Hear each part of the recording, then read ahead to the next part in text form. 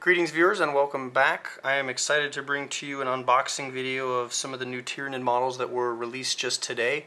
I apologize for not having this up earlier. I just got off of work, so as you can see the models are still in the plastic. I haven't even had a chance to tear into them.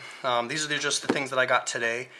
I don't have the codex. I actually ordered it the day that stuff went on pre-order on GW, and I ordered the special edition codex. So it's going to be a couple days before that comes in, and I'll go over it once it comes in. So without further ado, I'm excited to tear into these, so we're going to go ahead and open these up. As you can see, I got the little pack of the Psychic cards that came with the new Tyranid stuff.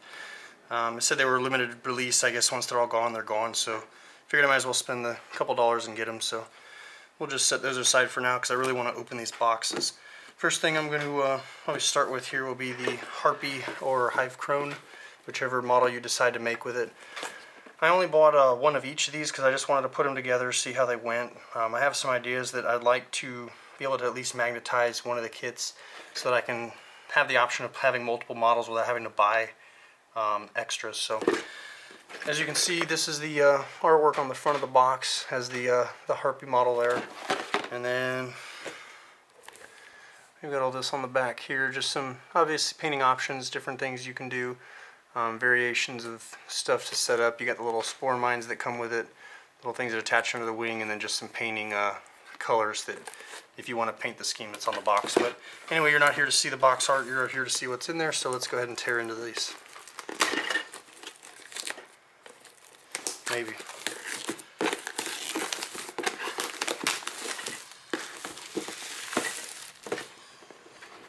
Okay. Alright, so let's see, we've got obviously our oval base and clear flying stand that everybody should be familiar with if you have any sort of flyer model. And it appears that there's only actually 2 sprues in here. You can take a close-up of this here.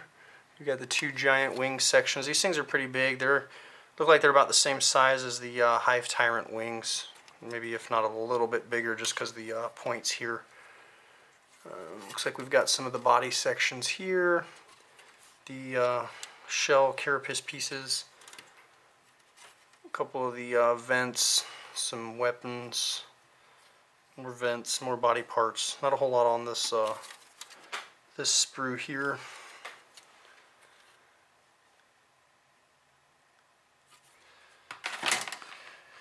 Let's see what we got on this one. All right. Looks like here's one of the head options on this one.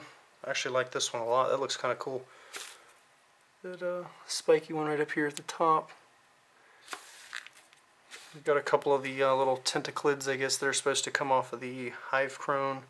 Got some spore mines that are on here.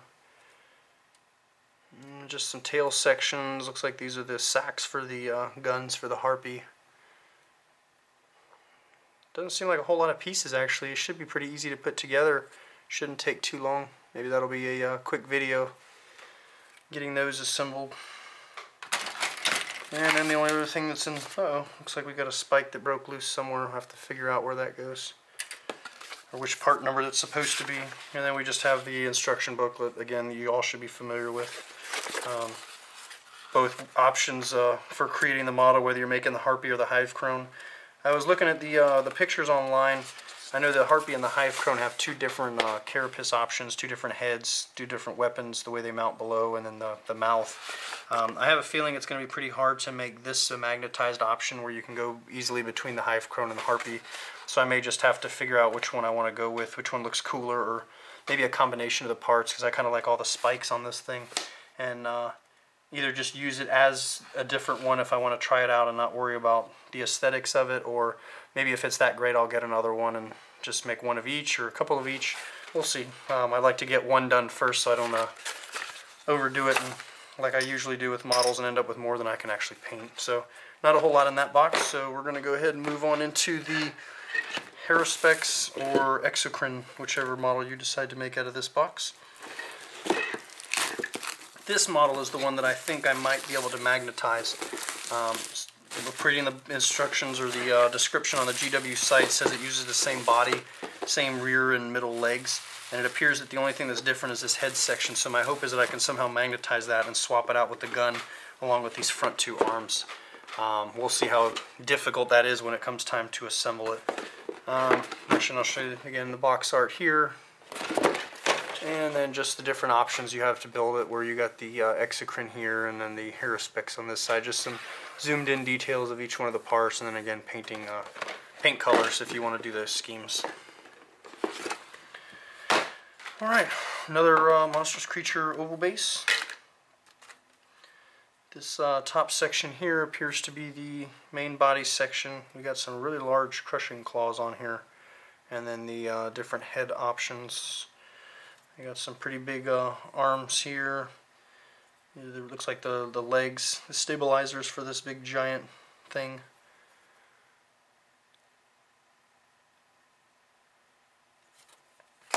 And this one looks like it only has 2 sprues as well.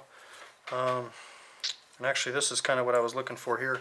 This looks like the little cap that might go in the neck piece there that may prevent or assist in attaching the 2 different head options. So we'll have to look at that once it comes time for assembly, and hopefully they didn't make it too difficult and we can just magnetize the head and make it easy. Looks like we've got the pieces of the gun for the Exocrine here. More of the body sections, the sides that have part of the carapace, and looks like all the limbs glue into. Got the little jaw spikes for the Haruspex for his big gobbly mouth, the long tongue piece, which I don't really like too much in the pictures. I'm kind of undecided depending on how this thing assembles, if I want to actually use that or not. Maybe I'll snip it off, or I don't know. I have to do something creative with that because it just looks kind of goofy poking straight out of the mouth. The rest of the mouth looks cool and maybe fun and or difficult to paint, but we'll see what happens with that. But you can see what's on this sprue. And then again, just the instruction booklet with a way to assemble either option. So we'll see how, again, how difficult it is, and hopefully once we actually practice with these models and play a little bit, I'll figure out which one I like, and I can get some more of these on the table, because I really like the sounds of the Exocrine. The stats on the gun seem pretty decent, so we'll see how well he does. Again, I don't actually have the codex right now, so I'm not 100% certain what it is or isn't going to do in combat. So again, just standard 3D rendered images of the model being assembled. Alright, so then again, the last thing I had was just the measly little cards compared to those giant boxes of bugs. We'll see if we can get these torn open.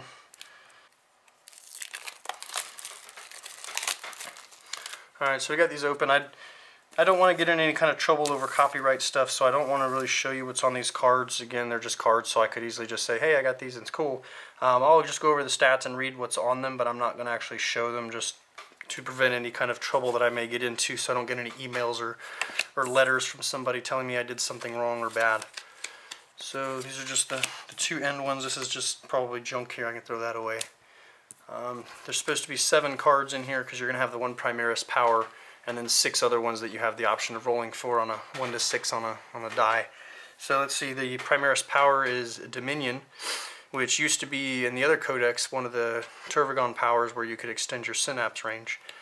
This says it is a blessing that targets the Psyker. While the power is in effect, it adds 6 inches to synapse range, so essentially it's the same thing, which I guess isn't bad as a Primaris Power, so if you get something crappy from the other ones, you have a decent option. So let's see, number 1 is Catalyst, which most of you may know used to grant Feel No Pain. This says it's a blessing that targets the Psyker's unit and up to 1 other friendly unit from the Codex Tyranids that is within 12 inches. While the power is in effect, it gains the Feel No Pain special rule. So that's nice. So now not only is just the target of the power, but the Psyker's unit and another friendly unit within 12 inches. So that's actually pretty nice. So that'll be a good addition. At least they're keeping the Feel No Pain option alive. Number 2 in the card list is the Horror. It's a malediction. It targets a single enemy unit within 24 inches. The target must immediately take a pinning test, as described in the pinning rules in the Warhammer 40K book, with a -2 modifier to their leadership. And that's, I guess, kind of similar to Fear, but since it's a pinning test, maybe people won't be immune to it. They'll just, if they're fearless, it won't bother them. Number 3 is Onslaught. It is a blessing that targets a single friendly unit within 24 inches. While the power is in effect, the target unit can both run and then shoot in its shooting phase. So Onslaught, they kept that name with the same thing and similar power, but it's within 24 inches. So that's really nice. I kind of like that. We'll see how that works out. Number 4 is Paroxysm, another familiar name. It is a malediction that targets a single enemy unit within 24 inches. While it's in effect, the target's unit, weapons skill, and ballistic skill are reduced by D3. Roll once and apply the result to both characteristics. So similar to the other one, D3 kind of adds a little bit of interestingness to it, makes it useful or useless. 24 inches may be helpful. Not quite excited about that one. Number 5 is Psychic Scream. Psychic Scream is a Nova power with a range of 6 inches. For each target unit, roll 2d6 plus 2 and subtract their leadership. That unit suffers a number of wounds equal to the result. Armor and cover saves cannot be taken against wounds caused by Psychic Scream. So this one actually seems kind of decent. It's only within 6 inches, so that kind of sucks, I guess, if you're about to get mobbed by something and stuck in close combat. I'd have to reread the rules. I don't know that Nova powers can be used in close combat or not. So don't quote me on that. If they do or don't, maybe somebody can correct me below or fill me in. I'd have to go look it up, and I'll probably forget by the time it comes time for me to look it up. So anyway, that's what that does. Last one, number 6, Wart Blast. Used to be old Zoanthrope power, huh? Wart Blast is a Witchfire power. It can be used as either a burst or a lance. Each time this power is manifested, the controlling player must choose which profile is being used before the target is chosen. Burst is a 24-inch range, strength 5, AP 3, assault 1 blast. So similar to the original Zoanthrope power. And then lance is 18 inches, strength 10, AP 2, assault 1 lance. So pretty much they took all the normal psychic powers and just put them in cards and gave everybody the option to take them. Again, I don't know what's in the codex itself right now, so I can't comment on whether these are the exact same powers and whatever anything might specifically take or what they've changed with the specific models. Kind of disappointed that I didn't get the codex yet, but anyway, that's all I have for you today. I'm going to go ahead and get this video uploaded just so you guys can see what's on here. I was hoping to get it done today since they were released. I don't want to be too far behind all the other guys probably doing the same thing if you haven't already seen their videos. And what I'm going to do is the first video after this is going to be the Haruspex Exocrine. I'm going to do my assembly, painting, and go through the whole process with that. And then once I'm done with that video, I will go through to the Harpy / Hive Crone. Hopefully, I'll get some good magnetization out of the Exocrine and the Haruspex, and maybe show you guys an easy way to do it if you decide to take that route. So I appreciate you guys watching. Thanks for staying tuned. Thanks for all the comments, positive feedback. If you guys have any questions, please let me know. If there's anything more specific you'd like to see about either of these two kits, or you have some questions, please feel free to ask. So I'll see you guys in the next video. Thanks.